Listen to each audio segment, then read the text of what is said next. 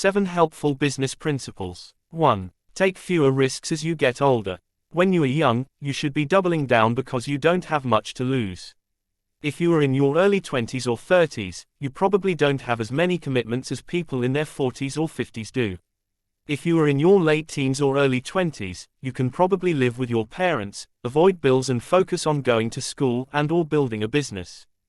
During this period in your life, you should be placing as many bets as possible and doubling down when you see fit.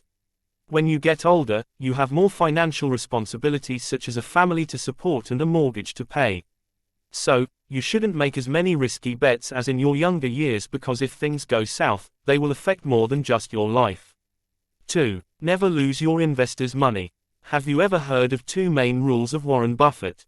If you haven't, here they are. 1. Never lose money. 2. Never forget Rule 1. I can't say that I have followed Warren's rules to a T, because I have lost money. Chances are, you will too. So, I modified his rule because I am a big believer in never losing other people's money. Whether it is your family's money or investors, you just don't want to lose other people's money. And if you do, figure out a way to repay them, because if you take care of your investors, they will always take care of you. Spend 10% of your day thinking about new ways to make money.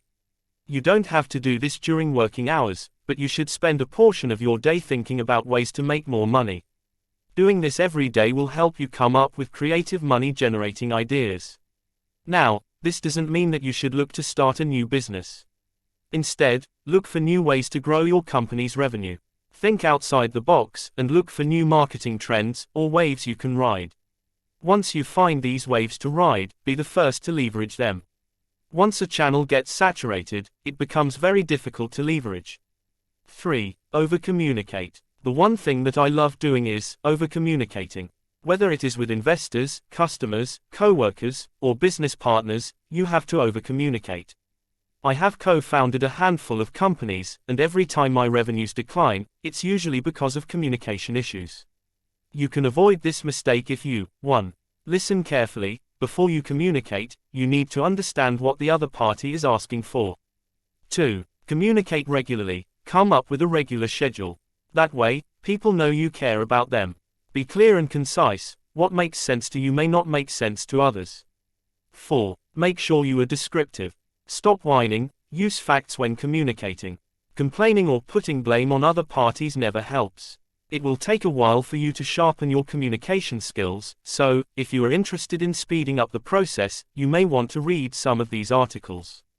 5. Never burn bridges. It's just a matter of time before someone screws you over. It happens to all of us. The shitty thing about it is that the other party usually doesn't think that they are screwing you over. Instead of getting upset, however, talking trash, and burning your relationship, you should just let things go. You never know when that person can come in handy. Who knows, they may even realize what they did was wrong. I've been burned a ton of times, and once it even cost me $1 million. But there were other times when the people who burned me apologized, and made me a decent amount of money later. 6. Spend 10% of your day networking.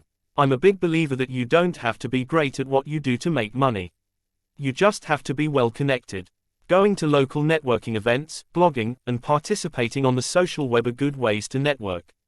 Heck, if you really want to network, go get an MBA from Harvard or Stanford. If you don't think networking is important, just look at iCrossing. iCrossing is a marketing agency that sucks at marketing, so much that they don't have the best reputation in the internet marketing world. But the people within the firm are so well connected that they were able to bring in millions of dollars in revenue, and ended up selling the company to Hearst for $325 million. 7. Never bail on business partners or investors. For some reason, it is considered okay to leave a company you founded. And to make it worse, many of these entrepreneurs had taken on millions of dollars of investment from venture capitalists. I don't give a shit if you hate what you are doing, but you never leave a team member or investor stranded. If your company is making millions of dollars in profit and your co-founders or investors feel that you are not needed to keep growing the business, then that's fine, you can leave.